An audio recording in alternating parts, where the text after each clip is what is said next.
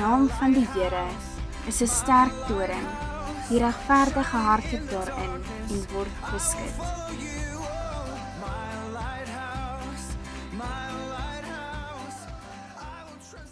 Ek wil graag die diens begin deur so kort inleiding met ons te deel.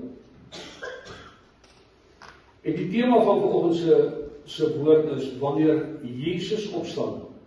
Wie van ons het donderdag hemelvaart gevier? Ek hoop elkeen van ons.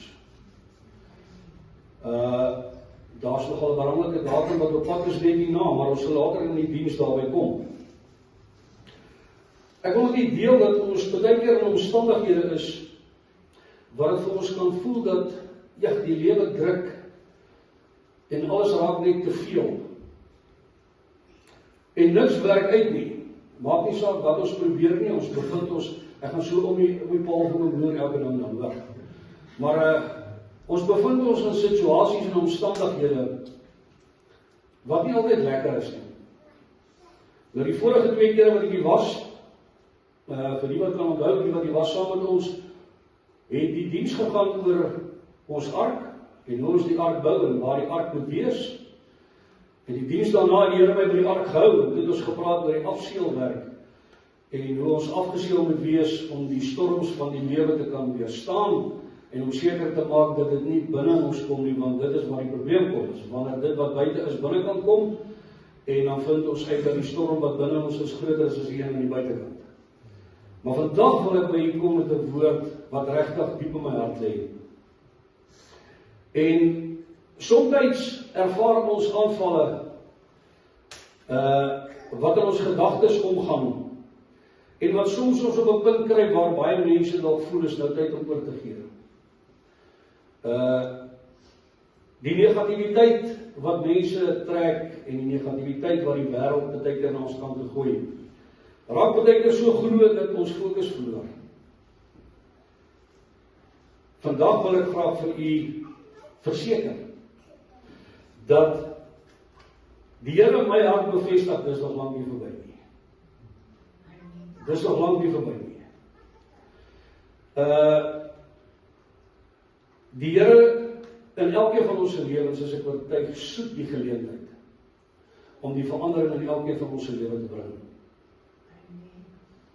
Die Here, en my vrou het so my teksvers wat my dag nie self behandel, dat die teksvers sê die Here wag in ongeduld om ons genadig te wees. Die Here wag in ongeduld.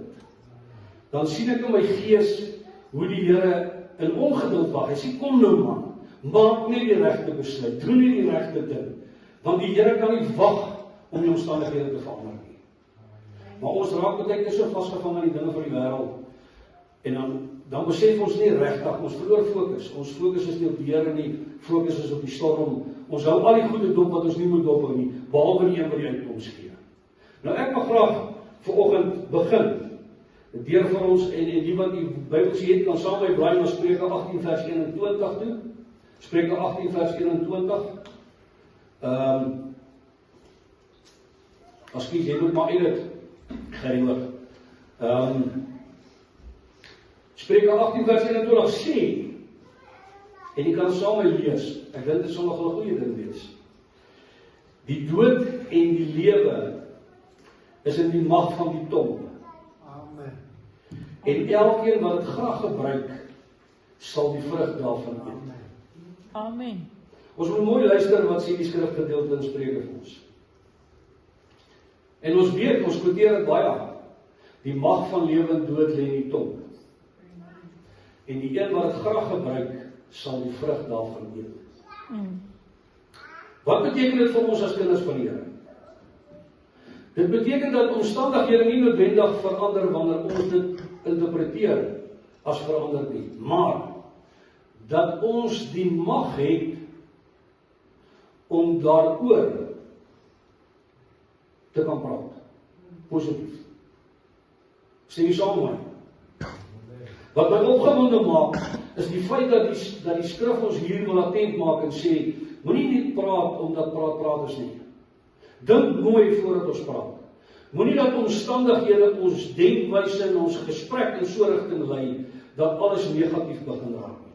Ek sê nou die dag, ek dink dit was gister by die mannebid wat ons by die kerk gehad het, vir die wêreld, as jy na mense luister, dan sê hulle, alles is besig om uit mekaar uit te val. Wie dit al gehoor? Ok, dit is nie my gesprek, dit is dan nie ek. Kijk, maar die mense sê, alles is besig om uit mekaar uit te val, die wêreld val uit mekaar uit. Maar as ons mooi gaan sit en dink, en ons gaan lees, Openbaring, dan is alles by God besig om in plek te val. Vir die wêreld val dit uit mekaar uit, vir God se kinders val dit in plek. En ons het iets om na uit te sien. Nie om deur al hierdie storms te gaan, maar ons weet dat dit waarin ons glo, God, Jesus Christus, nog leef, is ek reg? Want ons het dit gevier. Sy opstanding, sy hemelvaart, is laas week, het ons gesê, dank die Here. Ons het iets om na uit te sien, Jesus het gegaan, het vir ons plek gaan voorberei. Is ek reg? En hy sê, soos wat hy gegaan het op die wolke, sal hy kom, om sy kinders te kom haal. Ons het iets om na uit te sien. Ons fokus moet nie op die wêreld wees nie, ons is geanker by iets anders. Nou wil ek graag hê, en ek wil my diens begin, met Esegiel 37. Esegiel 37 vanaf vers 1. En ek wil hê, wanneer ons hierdie woord lees, moet ons in gedagte hou wat ons nou net in Spreuke gelees het. Dat die mag van lewe en dood in die tong lê. En ek wil vir ons lees uit Esegiel 1 of Esegiel 37 vanaf vers 1. Die hand van die Here was op my, en hy het my uitgebring deur die Gees van die Here en my neergesit in die laagte, en dit was vol bene. En hy het my by hulle laat verbygaan, na alle kante toe, en kyk, daar het 'n groot menigte oor die laagte gelê, en kyk, hulle was baie dor. Wat beteken dit? Daar was geweentes, dit is amper soos in 'n begrafplaas. Is dit reg? Ons sien dit baie keer om ons is nie in die begrafplaas nie, ons bly baie keer in hom. Want al die omstandighede wat om ons is, lyk asof daar geen bestaan is nie. Goed. Daarom sê hy vir my, luister mooi, profeteer oor hierdie bene en sê vir hulle, dorbene, hoor die woord van die Here. Amen. Wanneer ons begin spreek, dan aktiveer ons die skerp, tweesnydende swaard, wat deurdring na murg en been. Het jy al die teksvers gehoor? God se woord is lewend en kragtig. Maar hy gaan net krag kry, wanneer ek dit nie op aktiveer. Hy bly lewend, maar as hy daar op die rak lê, beteken hy vir ons niks. Maar as ons hom leef en hy kom in ons hart vesting neem, en ons begin oor hom te praat, en ons begin skrif quoteer, en ons begin dorbene aanspreek, en ons quoteer die woord van die Here, dan kom daar lewe. Kyk. En ek sal seënings op julle lê, en vlees oor julle laat opkom, en 'n vel oor julle trek, en gees in julle gee, sodat julle lewendig kan word, en julle sal weet dat ek die Here is.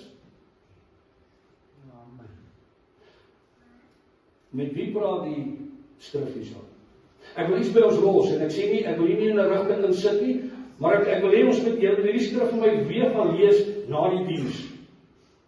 Want vers 7 sê, ek profeteer soos my beveel, en sodra ek profeteer het, was daar 'n geruis.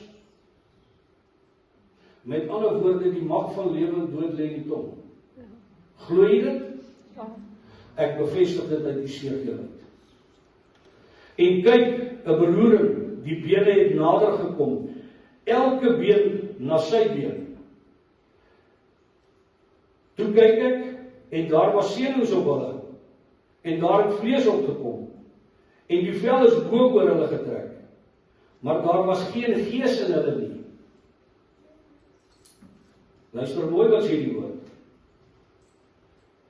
Daarom sê hy vir my, profeteer tot die gees, mensekind, en sê aan die gees, So spreek die Here, kom aan uit die 4 windstreke, o Gees, en blaas in hierdie dooies, dat hulle lewendig kan word. Ek wil hê ons moet die prentjie net weer kry, en ek wil ons fokus op 'n spesifieke plek kry, dat dit nie altyd noodwendig by die begrafplaas gaan. Dit gaan nie altyd noodwendig oor die dorbene wat reeds dood is nie. Want die skrif praat van julle. Nie hulle nie. Die skrif wat ek lees, Esegiel praat van julle, nie hulle nie. Dit beteken, hier is iemand besig om met kinders van die Here te praat, die skrywer, en vir ons sê, dis tyd dat ons reg begin praat, dis tyd dat ons begin profeteer. Sê, ek is nie 'n profeet nie, Here. Dit kom net in my gees op, maar ek is nie 'n profeet nie. As jy negatief oor jou lewe spreek, profeteer jy oor jou lewe negatief. As omstandighede wat in jou is, jou aantrek en jy begin negatief te praat, dan trek jy negativiteit. Net dit wat Job gevrees het oor hom gekom. Dit wat hy gevrees het oor hom gekom. Hoekom? Want die woord sê, Christus gee ons, God gee ons nie 'n gees van vreesagtigheid. Kyk. En ek het geprofeteer soos hy my beveel het. En toe die gees in hulle kom, en hulle het lewendig geword, en op hulle voete gaan staan, 'n onsaglike groot leer. Mense, daar was baie mense, wat net bestaan het, wat nie vel en been gehad het nie, wat die senings van afgeval het, wat nie meer lus was om te beweeg nie, wat die omstandighede te veel geraak het. Maar toe Jesus sê, of die skrif sê, profeteer, en dan word geprofeteer, toe begin alles by mekaar kom. Ek is op pad ergens heen, ek wil jy moet my nie verlaat nie, bly by my, want ons gaan opgewonde raak vorentoe. Toe sê hy vir my mensekind, hierdie bene is die hele huis van Israel. So. Amen. So, kyk. Hierdie bene is die hele huis van Israel. Kyk, hulle sê, ons bene is verdor, en ons verwagting is verlore. Dit is klaar met ons. Daarom profeteer en sê dan aan hulle, so spreek die Here, kyk, ek sal julle grafte oopmaak, en julle uit julle grafte laat uitkom, o my volk. En ek sal julle bring in die land van Israel. Amen. As jy nou van ons hier vanoggend sit, wat dink jy, ons is nou aangetwaal, hierdie ou kom nou woord gooi hierso wat vir ons nou nie lekker afgaan nie. Wees rustig, hê vrede. Ek is nie op pad na die dooie bene toe nie, ek wil jy wys dat alles waarby God betrokke raak lewendig word. Kyk, dis die belangrikste. Verder het die woord van die Here tot my gekom en gesê, en jy, mensekind, neem vir jou 'n stuk hout en skryf dit daarop, vir Juda en vir die kinders van Israel, sy bondgenote, en neem 'n ander stuk hout en skryf daarop vir Josef, die hout van Efraim, en die hele huis van Israel, sy bondgenote. Voeg hulle dan vir jou bymekaar, die een by die ander, om een stuk hout te wees, en hulle aan een en laat hulle een word in jou hand. Wat sê dit vir ons? Daar skrif wat uitgekom het, waar die Here sê, hy praat met die huis van die Here, sy kinders, om te sê, dit het tyd geword dat ons opstaan, en reg begin praat, reg begin profeteer, en dan sal ons die verandering in lewens sien kom. Ons bid vir vol kerke, maar wat profeteer ons? Ons bid dat almal hulle harte vir die Here sal gee, maar wat profeteer ons? Ons bid dat die Here ons omstandighede verander, maar wat profeteer ons? My broer en my suster, jy is 'n profeet in Jesus. Want die Here sê vir my, die mag van jou tong kan lewe en dood veroorsaak. As dit die geval is, dan is jy 'n profeet. Dan kan jy omstandighede verander wanneer my geloof in Jesus Christus is. As jy nie wil sê amen, jy sê dan maar eina. Maar sê net iets. Want een ding wil ek u verseker vandag, dat Jesus, die Jesus is, wat gekruisig is, vir ons sondes gesterf het, opgestaan het, opgevaar het na die hemel, na die Vader toe, om vir ons plek te gaan voorberei. Amen. En Jesus wil seker maak dat wanneer hy kom, al sy kinders reg is, om saam met hom te gaan.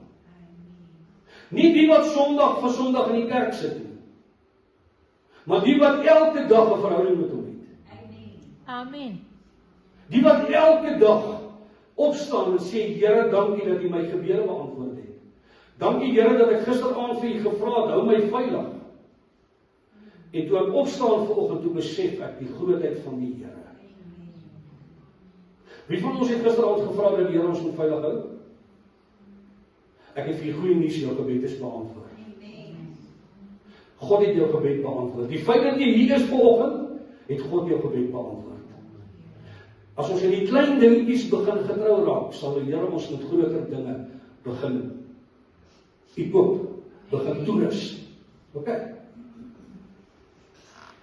Sê dan vir hulle, so spreek die Here, kyk, ek sal die stuk hout van Josef neem, wat in die hand van Efraim is, en die stamme van Israel, sy bondgenote, en ek sal hulle by hom voeg, by die stuk van Juda, hulle een stuk hout maak, en hulle sal een word in my hand.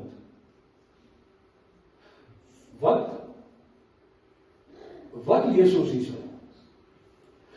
Dat dit die skrifgeleerde, of die skrywer, vir ons sê, dat Christus gaan alles by mekaar bring. Hy is besig daarmee.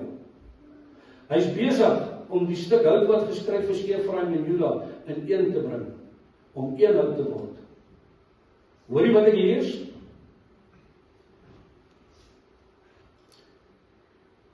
En sê vir hulle,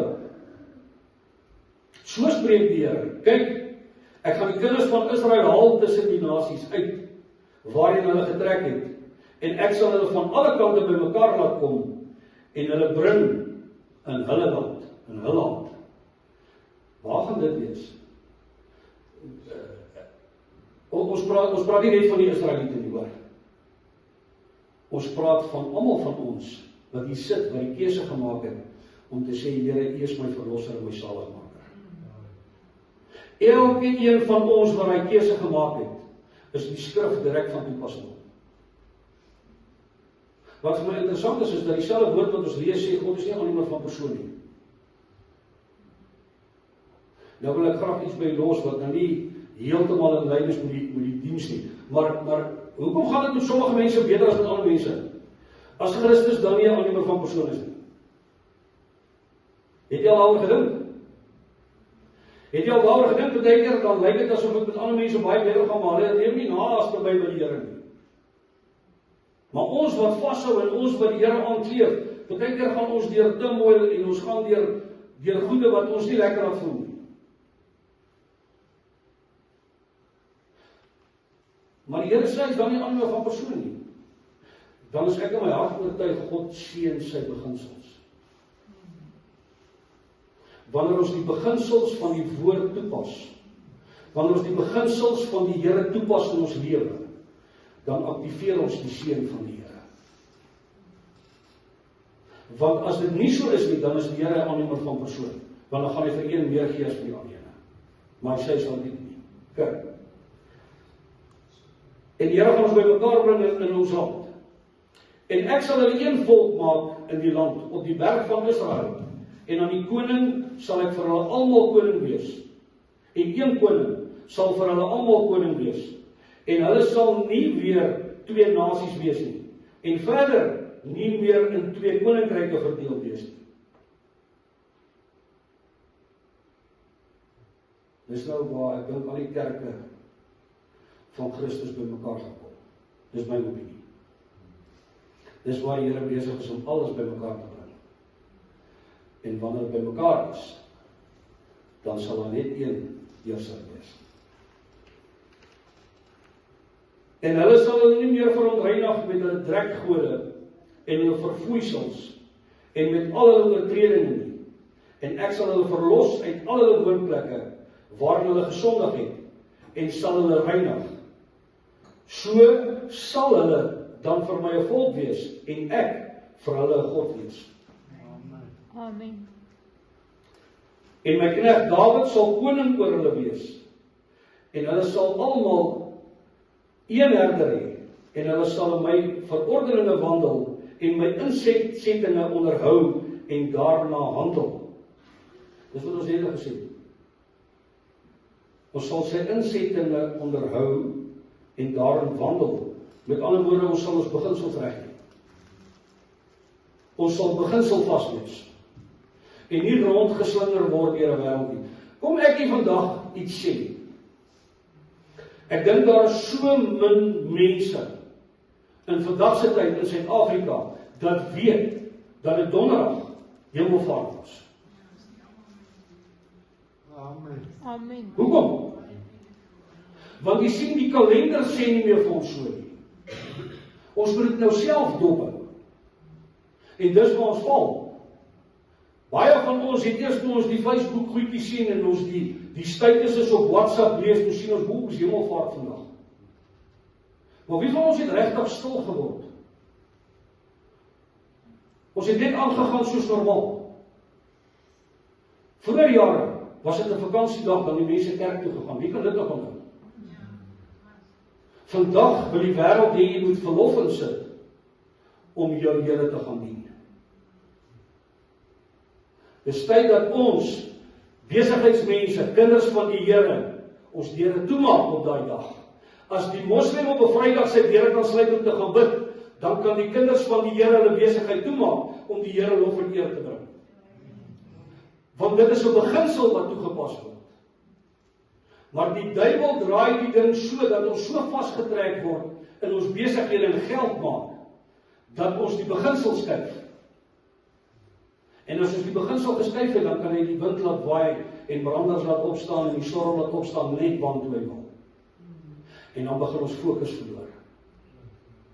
En al wat die Here eintlik vir ons sê, is kom terug na die woord. En hulle sal woon in die land wat ek aan my knegt Jakob gegee het, waar hulle vaders in gewoon het. Ja, hulle sal daarin woon, hulle kinders en hulle kindkinders tot in ewigheid. En my knegt Dawid sal hulle vors vir ewig wees, 'n vors wees vir ewig. En ek sal 'n verbond van vrede met hulle sluit. Dit sal 'n ewige verbond met hulle wees. En ek sal hulle daarin bring en hulle vermenigvuldig. En ek sal my heiligdom in hulle midde vestig vir ewig. Hoekom is dit so belangrik dat God se heiligdom in sy volk gevestig moet wees? Presies oor wat ons nou gepraat het. Want ons is nie meer heilig soos wat God wil hê ons moet heilig wees nie. Ons vergeet die prys wat betaal is vir elkeen van ons. As ons onthou wat die Here vir ons gedoen het, was hierdie kerk vanoggend vol. Amen. Dan was hierdie kerk vanoggend vol, nie omdat Michael hier is nie, maar omdat die teenwoordigheid van God gesoek word. Amen. Maar ons het in 'n stelsel in verval, waar dit, en die kerk is vol, maar ek weet nie hoe lyk hy op 'n ander Sondag nie, maar hier is nogal redelik baie mense vir Belfast. Maar wat ek vir u wil sê is, ons het in 'n stelsel in verval, waar dit vir ons makliker is. Ek gaan eerder TV kyk. TBN. Want skop, sit die heater aan en kyk ons TBN vanoggend. En dan vanaand, dan sit ons weer die heater aan, dan kyk ons nie meer TBN, dan kyk ons al die seepies van die week wat ons gemis het. Reg of verkeerd? Dis hoe ons as kinders van die Here operate. Dis hoe ons werk. Kom dat ons nou nie met mekaar boekies omdraai nie. Ek is self een van hulle. Die woord sê die een wat preek vir homself. Die straf op iemand wat nie voorstaan gaan swaarder wees op die een wat in die banke sit. Hoekom? Want ek moet seker maak ek die regte oordeel gee. Ons moet een ding mooi verstaan. Wil jy Belfast se kerk AGS lighuis vol hê? Profeteer die regte goed. Profeteer oor die dooie bene. Profeteer oor die mense wat by die huis lê. Maar ons kry dit net reg as ons dit leef. Want jy sien, ons as mens kyk na wat ander doen. Man, wat wil jy nou vir my kom vertel wat ek moet doen, jy weet. Wie is jy dan? Is dit nie ons as kinders van die Here of as mense nie? Kyk wat wil jy, man, dan wil jy my kom praat. Is dit nie so nie, of gebeur dit nie in Belfast nie? As jy nie wil sê, amen, jy sê dan maar nie. Ok. En ek sal 'n verbond van vrede met hulle sluit, en ek sal ewig verbond met hulle wees. En ek sal hulle daar bring, en hulle vermenigvuldig. En ek sal my heiligdom in hulle midde vestig vir ewig. En my tabernakel sal oor hulle wees. En ek sal vir hulle God wees. En hulle 'n volk vir my wees. En die nasies sal weet. Wie gaan weet? Die nasies. En die nasies sal weet dat ek die Here is wat Israel heilig as my heiligdom vir ewig in hulle midde sal wees. Wie sal wat weet? Die nasies sal weet dat ons as kinders van die Here sy heiligdom is. Amen. Nou vra ek myself net die vraag af, as ek nou in vandag se tyd moet gaan kyk, en hier waar ons sit vanoggend, is daar enigiets wat ons skei en afsonder van die wêreld af? Is daar enigiets wat Mohammed, wat hier op die hoek is, kan laat sien, ek is anders as wat hy is? Of dink hy is beter as wat ek is? Ek vra die vraag. Hoekom vra ek die vraag? Want jy sien, die manier hoe ons lewe is baie keer meer werd as wat ons sê.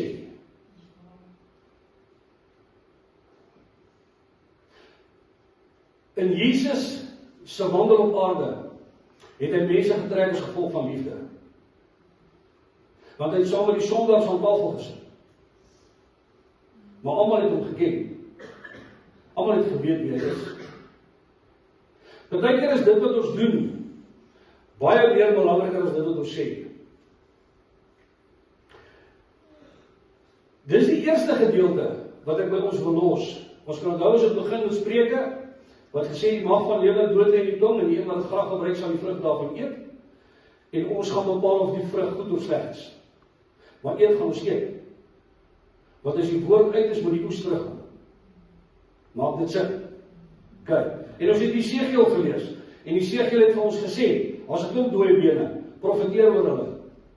Skryf op 'n stuk hout, sit dit alles in een hand, en ek wil dit een maak, want ek wil my heiligdom by hulle vestig. Is ek reg? Dis nou sommer net so kort opgesom. Ek wil by 2 ander gedeeltes stil staan. Die gedeelte wat ek met ons wil deel, en ek gaan dit nie vir ons lees nie, want dit gaan te lank vat. Maar asseblief skryf dit neer en gaan lees dit. U is wel bekend daarmee. Johannes 11 vers 1 tot 44. Johannes 11 vers 1 tot 44. En dit gaan oor Lazarus. Dit gaan oor Lazarus. En Lazarus was 'n vriend van Jesus gewees. En Lazarus het siek geword. En sy susters Maria en Martha stuur 'n boodskap vir Jesus. Here, hy vir wie u liefhet, is siek. Hy vir wie u liefhet. Het jy al in omstandighede gekom, dan kom jy agter mense wil eintlik, ons sê altyd, hulle smeer ons jam om die mond. Jy weet. Hulle sê hulle nooit groet nie, hulle sal nooit mense tot hulle van jou iets kan kry. Hierdie laat my amper daaraan dink. Nee, Jesus, asseblief kom help, Lazarus is siek nie. Nee, die een wat u liefhet, is siek. Ons sal nie God manipuleer nie. Die kan nie. Ons kan nie, maak ons saak wat ons doen nie. En Jesus sê iets belangriks. Hy sê, hy wag vir 2 dae. En Jesus sê, hierdie siekte is nie tot die dood nie, maar tot die verheerliking van God. Amen. Amen. Hierdie siekte van Lazarus gaan julle almal op hol jaag, maar dit gaan vir my niks maak nie. Dis nou Jesus wat dit sê. Ek hoef nie dit waarmee ek besig is te los en te hardloop omdat hy siek is nie. Want dit is nie regtig siekte nie, maar julle weet dit nog nie. Julle is nog in rep en roer, hoekom? Want julle kyk na die omstandighede. Maar ek gaan eers klaar maak hierso. Vir 2 dae wag Jesus. En dan sê hy die woorde, hy sê, die siekte is nie tot die dood nie. Maar dit wat hier gaan gebeur, gaan God verheerlik. Amen. Amen. En Lazarus sterf toe. En toe Jesus opdaag, was Lazarus al 4 dae in die graf. Dood. Mense, dood. Hy haal nie meer asem nie, hy is in die graf is al toegemaak. Hy is 4 dae al dood. Wat belangrik was, is wat Jesus gesê het, voordat hy gekom het. Die siekte wat Lazarus het, is nie tot die dood nie. Is tot die verheerliking van God. So, Jesus het klaar iets geactiveer. Jesus het klaar lewe oor dooie omstandighede gespreek. Amen? Jesus het klaar lewe oor omstandighede gespreek wat vir ander mense totaal afgesluit het. Maar vir wie was dit? Nie die wêreld nie, want die wêreld het nie Lazarus geken nie. Dit was sy familie. Die mense wat die naaste aan hom was. Die mense wat gesien het, daar gaan hy. Jesus het reeds Lazarus se opstanding geactiveer. Toe hy gesê het, die siekte is nie tot die dood nie. Jou omstandighede gaan nie jou onderkry wanneer Jesus betrokke is nie. Jou omstandighede gaan jou nie verander kry wanneer Jesus betrokke is nie. Maar wanneer ons sonder Jesus gaan, dan begin ons na Lazarus se dood kyk en nie sy opstanding nie. En ek dink dis wat die Here by ons wil los vanoggend, is wat beeld ons uit, wat praat ons oor? Praat ons saam met die wêreld of profeteer ons teen die wêreld?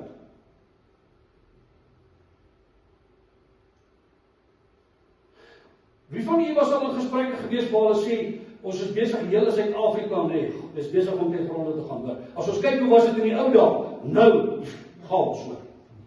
Wie van julle was al by sulke gesprekke betrokke? Kyk, ek ook. So ek wil my nie verhewe bo enigiemand anders nie. Ek was ook al by daai, ek het ook al aan gestaan en luister. En een dag toe kom daar iets by my op. Julle kla so oor almal wat alles afbreek. Maar die petrolprys gaan op, die broodprys gaan op, die kosprys gaan op, alles gaan op, dan wou julle daaroor ook. So wat wil ons nou eintlik hê? Want as die goed opgaan, dan is dit nie goed nie. Maar as dit afgaan, is dit ook nie goed nie. Nou wat wil ons hê? Sien, ons kan die verandering maak. Ons wat hier is. Ons kan die verandering maak net deur die woord te verander. Want die Here sê, hy sorg vir die mossie. Hoeveel te meer nie vir ons nie.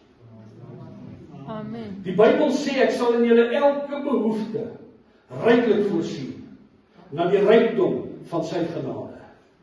Reg of verkeerd? Sien maar, ons aktiveer nie skrif, as ons nie daaroor praat nie. As ons nie daaroor praat, as omstandighede druk en ek maak my oop en ek sê, Here, U sê in die woord dat U van my sal voorsien, bo dit wat ek kan bid of dink. Dan aktiveer ek God se skrif. Hy is reeds lewend, al lê hy daar. Maar sodra ek oor hom begin praat, dan begin ek hom krag gee. Wie kan vir my sê, wat staan in laasweek Vrydag? Het julle 'n brandjie in Belfast? Nee. Ag nee man.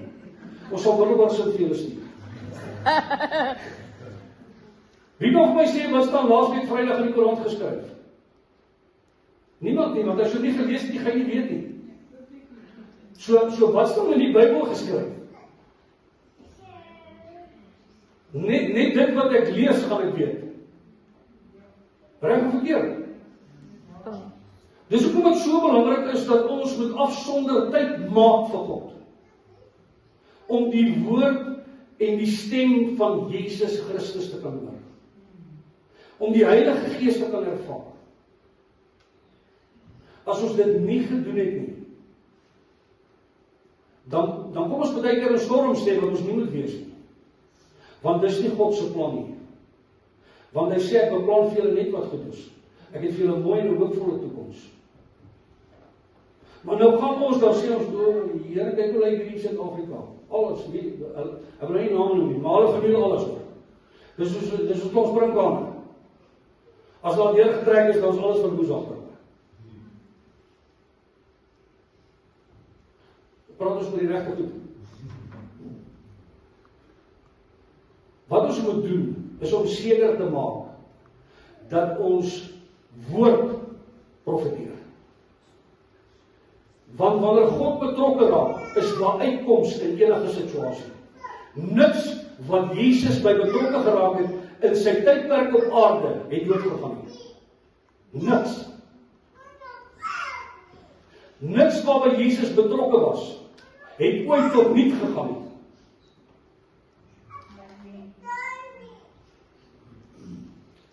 Lazarus sterf, Jesus kom daar 4 dae later.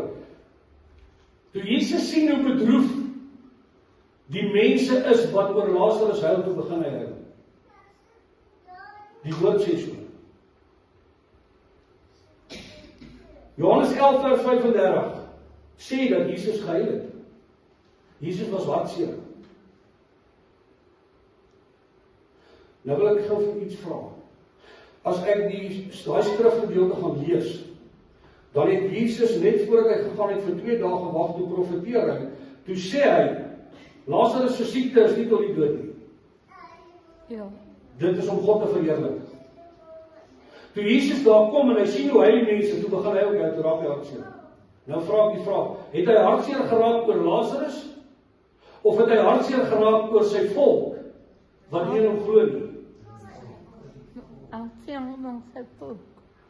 Ek is in my hart oortuig, Jesus het hartseer geraak, omdat sy kinders nie sy beginsels toepas nie. Omdat mense gekyk het na die omstandighede en gesê het, Lazarus is dood. Maar Jesus het alreeds geprofeteer en gesê, dit gaan nie so wees nie. Hy is nie dood nie. Maar julle het nie geglo nie, julle het hom gevat en hom begrawe. Want vir julle was die omstandighede klaar. Maar toe Jesus opdaag, toe verander dit.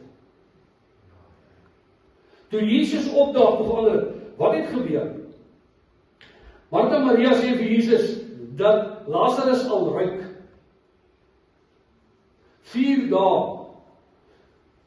Ek was nog nie self by so, maar ek dink as mense begin ontbind of iets nie, dan dit kan nie 'n lekker reuk wees nie. Maar hulle sê vir Jesus, dat moenie die graf oopmaak nie, Lazarus ruik al. Ek dink dis waaroor hy hartseer geraak het. Ek dink dis waaroor Jesus gehuil het. Omdat hy gedink het, hoeveel het julle my al gesien doen? En nog steeds glo julle nie dat ek Lazarus uit die dood kan opwek nie. Dat my Vader dit kan doen nie. Sien, die mag van lewe en dood het in hulle tong gered. Maar die manier hoe hulle gepraat het, was alles as die manier hoe Jesus gepraat het. Die manier hoe hulle gekyk het, was alles as die manier hoe Jesus gekyk het. Die resultate van die twee het lewendig verskil. Want vir die mens was dit klaar verby. Ons gaan nie verder aangaan nie, ons kan nou begrafenis in. Vir Jesus het hy gesê, nee, maar ek gaan eers klaar maak my Vader se werk. Dan sal ek so toe kom. Want ek gaan God verheerlik wanneer ek daar kom. Omstandighede wat julle na kyk, gaan nie dieselfde wees as wat hy na kyk, wat Jesus na kyk nie. Jesus se plan en sy doel was met Lazarus om God te verheerlik, nie homself nie. Om vir die mens te wys van daai tyd, dat wanneer God betrokke raak in omstandighede, wanneer Jesus opdaag, alles verander. maar dit kan alleenlik verander wanneer ek Jesus in my omstandighede, my situasie innooi.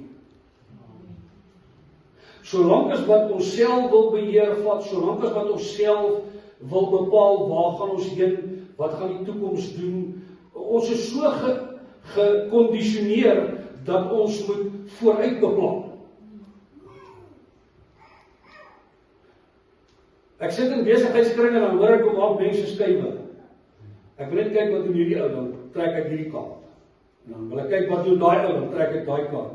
Ek sê my vriend, terwyl hy kaarte trek, trek ek Jesus in. Want as hy die deur oopgemaak het ek nie nodig om enige kaart te trek nie. Amen. Wanneer Jesus vir my voorsien, het ek nie nodig om te kyk wat ander mense doen nie. Ek moet kyk wat God doen. Dan raak 'n mens baie keer hartseer as jy sien hoe kinders van die Here sit en somme maak en planne maak oor hoeveel geld ons gaan maak, sonder dat ons sê, dis Hemelvaart vandag. Kom ons maak toe. Dis hartseer, hè? Dis hartseer dat die prys wat Jesus vir ons betaal het, ons om so die erkenning gee daarvoor. Dis hartseer. Kyk. As die klip in die regte bos geval het, dan moet ons 'n ander bos kry. Ek wil hê ons moet kyk na die derde wonderwerk wat plaasgevind het vir ons as kinders van die Here. As ons gaan kyk na die kruisiging, die opstanding en die hemelvaart, dan wil ek amper sê, dis die kerngebeurtenisse van ons Christendom. Dit is waaraan ons moet vashou. Dit is ons wortelstelsel. Dit is waaroor alles gaan vir ons as kinders van die Here. Daai 3 gebeurtenisse. Maar hoekom het ek dan nou vir ons uit Jesegiel uitgelees en Spreuke wat die mag van lewe en dood in die tong lê en ons oor Johannes gepraat het oor Lazarus en nou kom ons by Jesus. Want daar's iets wat ek by ons wil pleisbring. En ek het dit in die vorige 2 ook gesien. Wanneer Jesus betrokke raak, gaan niks tot einde. Niks sterf nie. Omstandighede word omgedraai. Want God wil verheerlik word. Amen. God wil verheerlik word in dit wat hy doen.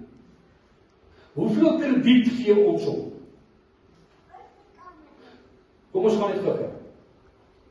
Die kruisiging wat plaasgevind het van Jesus, hoekom het dit gebeur? Die kruisiging het gebeur sodat hy die sondes van die wêreld op homself geneem het. Toe ons nog sondaars was, toe ons hom nie eers geken het nie, sy eie volk kom verraai het. Dit was sy primêre keuse gewees om te sê ek sal die kruishout vat. Here, as dit U wil is dat hierdie beker by my verbykom. Kan jy daai woorde onthou? Vader, as dit U wil is, laat hierdie beker by my verbygaan. En ek dink God het gestaan en gesê, ek wil graag. Wie wil graag sy seun kruisig? Wie van ons wat hier sit wil graag sy seun kruisig? Maar ek dink God het al gestaan en gesê, ek weet wat is die doel van hierdie. Jy sal nie doodgaan nie. Die wêreld gaan dink jy's dood, maar jy sal nie doodgaan nie. Hoekom? Want net voor die kruisiging het Jesus geprofeteer. Hierdie tempel sal afgebreek word en in 3 dae opgebou word. Reg of verkeerd? Het ons dit al gelees? Jesus het gesê die tempel sal afgebreek word, maar in 3 dae sal hy opgebou word. Amen. Hy het reeds oor sy toekoms geprofeteer. En God het die besluit gemaak en gesê, ek wil almal koop met my bloed. Hoe seer dit vir my is om jou as my seun te gaan kruisig, gaan ek dit toelaat, want ek weet, jy gaan nie doodgaan nie. En ek wil die hele wêreld vrykoop van sonde. Amen. Dis die genade wat God vir ons het. Die opstanding. Presies dit wat Jesus geprofeteer het gebeur. Hy is gekruisig, hy het sy asem uitgeblaas, en die wêreld het gesê, as jy die seun van God is, red jouself, en ons. En een Sondag, wat Christus geken het daar baie wyse besluit gemaak en gesê, Here, wees my genadig, mag ek vanaand saam met U, of vandag saam met U in die paradys wees. Amen. Amen. En die ander een het nie daai besluit gemaak nie. Hoor mooi wat sê ek vir u. Die keuse bly by ons as kinders van die Here. Wat sien ek? Wat praat ek? Want dit wat ek sê, profeteer ek. Ons hoef nie 'n titel van 'n profeet te dra om ons eie toekoms af te breek nie. Ons moet net die verkeerde ingesteldheid hê en ons moet die verkeerde goed sê. Dan is ons eie toekoms duister, nie oor dit wat God doen nie, oor dit wat ons oor praat. Gaan verander die manier hoe ons praat en die manier hoe ons dink en die gesprekke waarin ons is. En dan sien ons hoe draai die Here die situasie. Die opstanding het plaasgevind. Wat vir my interessant is dat Martha en Maria afgaan graf toe, want hulle wil Jesus gaan sien. Toe hulle daar kom, toe staan daar 'n engel, toe sê hy is nie hier nie, hy het opgestaan. Ek jammer om julle teleur te stel. Jy sien, julle kom soek lewendige mense by die dooies. Hoor mooi wat sê ek. Ons kom soek baie keer lewendige situasies by dit wat ons glad dood gespreek het. Ons glo dis verby. Want dis hoekom Martha en Maria afgegaan het graf. Want hulle het gesien hoe Jesus begrawe word. Maar die engel sê vir hulle nee, hierdie situasie het verander. Hierdie omstandighede is nie wat julle gesien of gedink het nie. Hy het opgestaan. Hy leef. Ek wil iets mooi by ons los vandag. Sy omstandighede het verander. Wat vir my interessant was, is toe ons by hemelvaart kom.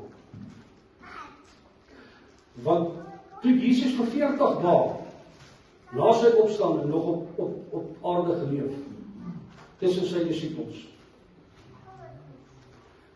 Nou wonder ek, en ek vra myself die vraag, hoekom 40 dae? Hoekom nie net 20 nie? Of 10 nie, of 15 nie? Hoekom 40 dae? Sien, God is so spesifiek in dit wat hy doen. Alles wat God by betrokke raak, is daar doel en 'n plan mee. Hoor my woord vandag. Jesus se laaste opdrag voordat hy opvaar, sê hy vir sy disippels, gaan dan heen en maak disippels van alle nasies. En ek sien in my gees hoe die Here sê, gaan met 'n veranderde lewe op grond van dit wat jy gesien het en ervaar het, en gaan raak mense aan. Gaan spreek oor hulle lewe, sodat God die omstandighede kan verander. En ek dink baie keer mis ons dit. Want ons raak ingetrek in die omstandighede, dan begin ons soos die omstandighede te praat. Daar's iets wat my uitgestaan het en ek wil afsluit daarmee. Na die laaste opdrag het daar iets baie besonders gebeur. Jesus het vir sy disippels gesê, gaan Jerusalem toe. En dan gaan wag julle daar in die hoofvertrek vir 10 dae. Dan gaan die Heilige Gees oor julle staan. Dan gaan die Heilige Gees oor julle staan. En daar kom weer iets interessants by my op, en ek sê, Here, hoekom 10 dae? Hoekom nie 5? Ek sou vinniger wou gedoen. Maar die Here sê, nee, gaan wag daar vir 10 dae. So die belangrike datum wat op pad is 10 dae na hemelvaart. Is die Pinksterfees. Dis toe die Heilige Gees uitgestort is. Amen. Dis toe Jesus kom bevestig het dat hy by die Vader gearriveer het. Ek gaan vir julle 'n middelaar stuur. Ek gaan vir julle iemand stuur wat julle omstandighede kon verander. Iemand wat in julle kom bly. As julle hom net kan raak sien. En julle hom net kan krediet gee vir dit wat hy gedoen het. Leef volgens sy wil. Pas sy beginsels toe. Nie ons eie beginsels nie. En iets interessants kom in my op en ek gaan kyk, wat is die betekenis van 40 dae? En dan was 'n paar goede wat by my opgekom het, wat 40 jaar, die sonvloed, het dit gereën vir 40 dae en 40 nagte. Toe Jesus in die woestyn is, was hy vir 40 dae in die woestyn gewees. Toe die Israeliete uitgelei is uit Egipte uit, was hulle 40 jaar in die woestyn, voordat hulle in die beloofde land gekom het.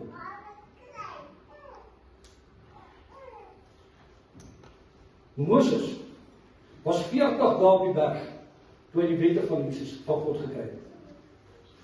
Kan jy dit onthou? Here, wat beteken 40 dae? En 40, as ek dit gaan opsoek, beteken voorbereiding en beproewing. Vir 40 dae in God se terme berei hy sy volk voor. Toe Jesus opvaar, opstaan, vir 40 dae het hy tussen sy disippels rondbeweeg. Hoekom? Dit was 'n voorbereidingstydperk vir dit wat gaan kom met hemelvaart. Toe hemelvaart gekom het, toe is dit die 10 dae wat sy disippels vir hom moet wag. En ek vra, Here, wat beteken 10? Hoekom was dit 10 dae? Hoekom nie minder nie? Hoekom nie meer nie? Hoekom spesifiek 10 dae? En ek wil afsluit met hierdie gedeelte. Want die 10 in Bybelse betekenis beteken volledig. Dis klaar. Dis genoeg. Dis die goddelike orde. Gaan doen die moeite, gaan kyk wat beteken 10, die syfer 10 in die Bybel, in Hebreëus. Dit beteken dis volledig. Dis volbring. Slaap. Okay? Dis die goddelike orde wat God instel. En daar stort ons die Heilige Gees, stort God die Heilige Gees op sy disippels, op Jesus se disippels. En iets baie interessants kom vir my voor. Ek wil dit graag by u los vandag. En ek gaan dit so kort as moontlik doen. Maar die 10 het vir ons as gesin ook 'n baie groot betekenis. Want ons oudste seun en skoondogter is 6 jaar al getroud, maar nog nie kinders nie. En laas jaar in Desember gaan ons vir 'n dag af in Nelspruit toe. Ons jongste seun bly in Nelspruit, die oudste seun en ons skoondogter bly in Komatipoort. En ons kry hulle by die botaniese tuine in Nelspruit. En ons is gou die oggend daar by mekaar, ons het spesiaal afgery net om die kinders te kan sien. En ons is die oggend daar by mekaar en toe ons by die botaniese tuine stop en ons klim uit, ek stop gewoonlik my kar waar nie ander karre stop nie. Want ek hou nie van as mense hulle deure teen mekaar oopmaak. En ek stop nogal redelik ver weg van die hek af. En toe ons uitklim en ons loop hek toe tel my vrou 'n 10 sent op. En ons loop en sy tel nog 'n 10 sent op. En voor ons by die hek ingaan, toe mamma 'n hele handjie vol 10 sent. En ek koop vir ons 'n koeldrank, dit is lekker warm en ons sit sommer op die eerste tafeltjie en sy vat die 10 sente en sy sit so op die tafel neer. Sy kan net oor die tafel. Laat ek nou net 10 sente optel vanoggend. Ek sê ja, dis interessant. Maar ons los dit, want wat het 'n 10 sent? Wat se waarde het 10 sent nou? In vandag se tyd. En ons loop deur die botaniese tuine en ons gesels met die kinders en ons kuier. Die jongste en sy verloofde is daar en die oudste en my skoondogter is daar. En ons is deur die botaniese tuine, ons gaan sit weer by dieselfde tafel. Seker 2 ure later. En die geld wat my vrou daar neergesit het, lê nog steeds daar. En ons het baie geld daar gelos. Toe ons klaar en ons staan op ons loop, maar iets gebeur voordat ons loop. Ons oudste seun en skoondogter breek die nuus dat hulle swanger is. Amen. En ek en my vrou kry sommer trane in ons oë. En ek sê vir haar, weet jy wat? Ek sê die Here is dan vir ons baie goed. 6 jaar. Ons oudste seun het vir ons gesê, hy wil nie kinders hê nie. As dit die Here se wil is dit reg. Vir 6 jaar was hulle getroud, hulle is swanger. Is volgende maand, einde volgende maand, is hulle datum, seentjie, billetjie. Nietemin ons groet hulle ry. Ons vat die jongste en sy verloofde, Jacolet, en ons sê, kom ons gaan eet gou iets voor ons terugkom, Robert. En ons ry na 'n restaurant toe in Nelspruit. En ons gaan sit en eet. Maar toe ons intrek by die parkeerarea, trek ek onder die afdakke in, maar ek stop 2 parkerings vol. Voor die rede wat ek net genoem het. Ek dink mense raak baie keer kwaad vir my. Maar die wat my ken sal weet, as 'n kar in 2 parkings staan, is dit myne. En ek stop onder die afdak en hier kom die sekuriteits ouetjie aangehard, maar hy sê vir my, sorry sir, dat jy maar 'n park on that side. Ek sê geen probleem nie. En ek staar die kar en ek ry en ek gaan stop onder 'n ander afdak, ook 'n afdak in dieselfde parkeerarea. En ek stop altyd hy saam met my en ek stop onder die afdak en ons klim uit en toe sy uitkom toe tel sy 10 sent op. Sy sê vir my, kan jy dit nou glo? Ek sê wat? Sy sê ek het weer 10 sent opgetel. En sy vat die 10 sent en ons loop. En toe ons by die eetplek kom, wat letterlik sê, dis 60-70 meter van ons is waar ons gestop het, toe sy 'n handjie vol 10 sent. En sy vat daai handjie vol 10 sent en sy sit dit in haar beurs. En ek sê vir haar aan tafel, ek sê die Here wil vir jou iets sê. Ek glo dit in my hart. Ons moet gaan kyk wat beteken dit. En ek gaan soek toe die 10 op, en die 10 sê vir my, dis volledig. Die Here het nou ons bymekaar gebring as gesin, sodat hierdie nuus met ons gedeel kan word. Want dis in God se orde. Dis hoe hy dit beplan het. En ek is eendag by die werk, en die volgende bly my telefoon, en dis my vrou. En ek sê vir haar, ja my blom, sy sê vir my, maar toe sy my begin praat, hoe kan ek hoor, die Here is besig met haar, die is nie te oproep nie. Sy sê, met so bewerig gestemmetjie, ek weet nou, wat beteken daai 10 sente wat ek opgetel het. Ek sê, wat beteken dit? Sy sê, 2026 is ons jaar. Dis die jaar wat ons gaan oupa en ouma word, dis die jaar waar ons jongste een gaan trou, ons is in God se orde. Ek sê, maar hoekom 2026? Sy sê vir my, want die 0 het geen waarde nie. So as ek die 0 uit 2026 uithaal, dan is 2 plus 2, 4, plus 6, 10. Hierdie is ons jaar. Hoor mooi wat sê ek vir, die Here praat met elkeen van ons op spesifieke maniere. Hierdie was 'n manier wat vir my en my vrou uitgestaan het. Hierdie was 'n bevestiging dat die Here met ons is. Hierdie was 'n bevestiging vir ons dat die Here sy guns oor ons uitgestort het. Want alles wat ons kry, het te doen met sy orde. Mag ons hier uitgaan vandag, en mag hierdie woord wat gebring is, in ons harte val, dat dit groei, en dat dit wat by ons mond uitkom, net die saad is wat in ons hart is.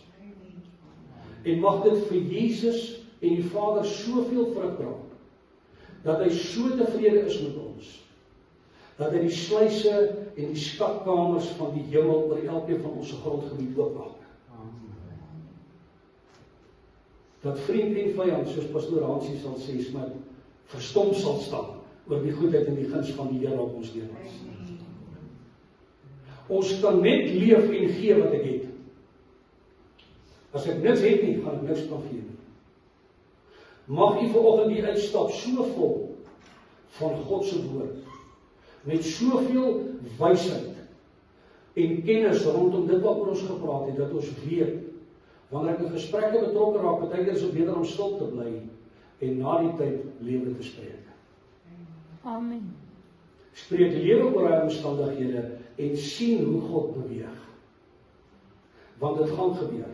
Ek het vir ons 3 gevalle uit die Bybel uitgehaal, waar die Here vir ons gesê het, profeteer oor dooie bene, en ek gaan vir hulle lewe gee. Profeteer oor die omstandighede, en ek gaan dit vir jou verander. Maar dit beteken, dat ons, daar's 'n bepaalde verwagting wanneer ons dit doen. Ek kan nie aangaan om te leef soos ek wil nie. As ek vra, Here, raak betrokke, dan moet ek bereid wees om te verander, om hom die geleentheid te gee, om in my omstandighede verandering te bring. Hoor mooi wat ek sê. Ek weet nie wat is dit wat ons vashou nie, wat is dit wat die Here wil losmaak nie, wat so omstandighede is besig om sy kinders af te trek nie, maar een ding wil ek vir u sê vandag, voor ek die klaar maak, dat God se plan is nie net om vir jou 'n mooi en hoopvolle toekoms te gee nie. God se plan, gaan lees die Esegiel die laaste paar verse, is om sy heiligdom in ons te bevestig. Amen. Wat beteken dit om heilig te wees? Dit beteken om afgesonder te wees. Nie hoogheilig nie, nie beter as ander mense nie, nie neerkyk op enige iemand nie. Heiligmaking beteken om afgesonder te wees. Ek neem nie meer deel aan die wêreldse gesprekke nie, ek gaan nie meer na 'n bar toe nie, ek wil nie meer drink nie, ek wil nie meer rondkyk nie, ek wil niks doen wat God teleurstel nie. Dan begin ons afgesonder te leef. Dan gaan ons begin agterkom, die vriendekring raak kleiner, die mense val af hier langs die pad. Dis die dooie vrugte. Wat geen impak in ons lewens gehad het nie. Eintlik net soos 'n parasiet konteer het. Probeer dit, kyk wat gebeur. Die Here is by magte om in 3 gevalle wonderwerke te doen. Vertrou die Here vir 'n wonderwerk in jou lewe. En in Belfast. En in hierdie gemeente. Vertrou die Here, kyk ons wat gebeur. Spreek lewe, dan kyk ons hoe bring die Here die bene bymekaar. Mag jy 'n geseënde dag hê verder, en 'n mooi week hê, en mag die Here die skatkamers van die hemel wyd oopmaak oor elkeen van julle se grondgebied. Kom ons sit net so gesluit as die oor. Hemelse Vader, Here, baie dankie dat ons kan stil word en vir U kan sê dankie. Dankie Here, ek is in my hart oortuig dat die woord direk van U afkom. Dankie Here dat U vir ons voorbeelde uithaal uit die woord uit, dat wanneer ons U betrokke het, Here, niks tot niet gaan nie. Wanneer U betrokke is daar lewe, is daar vooruitgang, is daar groei. Wanneer dit nie plaasvind nie, is ons nie op die plek waar U is nie. Help ons Here, gee ons krag, maak ons sterk, dat ons op die plek kan kom waar Christus is. Dat ons op die plek kan kom, Here, waar U 'n inspraak en impak in ons lewe kan maak. En wil maak. My gebed is, Here, dat U guns en U seën oor elkeen van ons uitstort. Dat U ons grondgebied sal vergroot en ons onder U beskerming sal neem. En sal keer, Here, dat daar geen onheil by ons kom nie. Maar dat alles wat ons doen, U sal verheerlik. U lof en heerlikheid sal bring. U naam sal verhoog. En dat mense, wanneer hulle monde oopmaak, die goedheid en die guns en die seën van die Here op ons lewens sal sien. En sal weet dat dit by God goed is. Dankie Here vir alles wat U vir ons doen. Ons eer en loof en prys. Vader, ek stuur hierdie gemeente nou uit met die genade en barmhartigheid en vrede van die Here, wat alle menslike verstand te bowe gaan. En ek bid oor hulle die salwing en die seën van die Here los. En dat hulle sal terugkom en sal kom profeteer oor die grootheid en die goedheid van die Here na hierdie diens in Belfast wat hier plaasgevind het. Ons eer U daarvoor, ons loof en ons prys U in die wonderbare naam van Jesus Christus. En die kinders van die Here sê, Amen. Amen.